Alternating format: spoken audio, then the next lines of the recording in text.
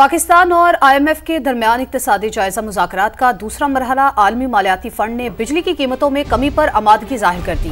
آئندہ ماہ یا مئی سے بجلی کے بنیادی نرخوں میں 1 سے 2 روپے فی یونٹ تک کمی کی تجویز دی گئی ہے۔ عالمی ادارے کو زرعی شعبے پر ٹیکس سے متعلق بریفنگ بھی دی گئی ہے۔ زرعی آمدن پر کارپوریٹ سیکٹر کے 45% مساوی ٹیکس وصول کیا جائے گا۔ جائزہ مشن کا زرعی آمدن پر ٹیکس وصولی کے لیے تکنیکی مسائل حل کرنے پر زور۔ صوبائی ریونیو اتھارٹیز سے ٹیکس وصولی کا پلان بھی طلب کر لیا ہے۔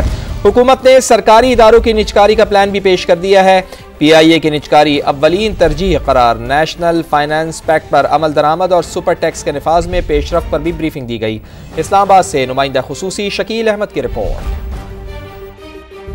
پاکستان اور IMF کے درمیان اقتصادی جائزہ مذاکرات کا دوسرا راؤنڈ۔ حکومتی ٹیم کی عالمی مالیاتی فنڈ کے مشن کو صوبوں میں زرعی آمدن پر یکساں ٹیکس وصولی کے لیے قانون سازی پر بریفنگ، نیشنل فائنانس پیکٹ پر عمل درآمد اور سپر ٹیکس کے نفاذ میں پیش رفت سے بھی آگاہ کر دیا۔ کہا زرعی آمدن پر کارپوریٹ سیکٹر کے مساوی 45% تک ٹیکس وصول کیا جائے گا۔ 15 سے 50 کروڑ روپے سے زائد زرعی آمدن پر 1 سے 10% سپر ٹیکس کی سلیبس متعارف۔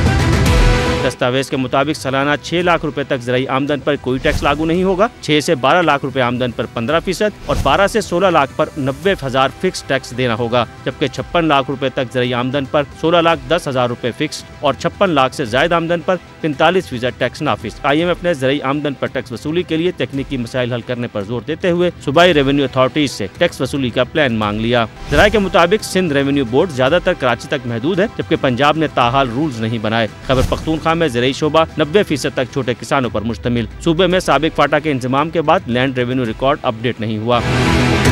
IMF وفد کو بتایا گیا کہ PIA بجلی تقسیم کار کمپنیوں، بینکوں اور ہاؤس بلڈنگ فائنانس کی نجکاری ترجیح ہے۔ ذرائع کے مطابق عالمی مالیاتی فنڈ نے بجلی کی قیمتوں میں کمی پر آمادگی ظاہر کر دی۔ آئندہ ماہ یا مئی سے بجلی کے بنیادی نرخوں میں 1 سے 2 روپے فی یونٹ تک کمی کی تجویز ہے۔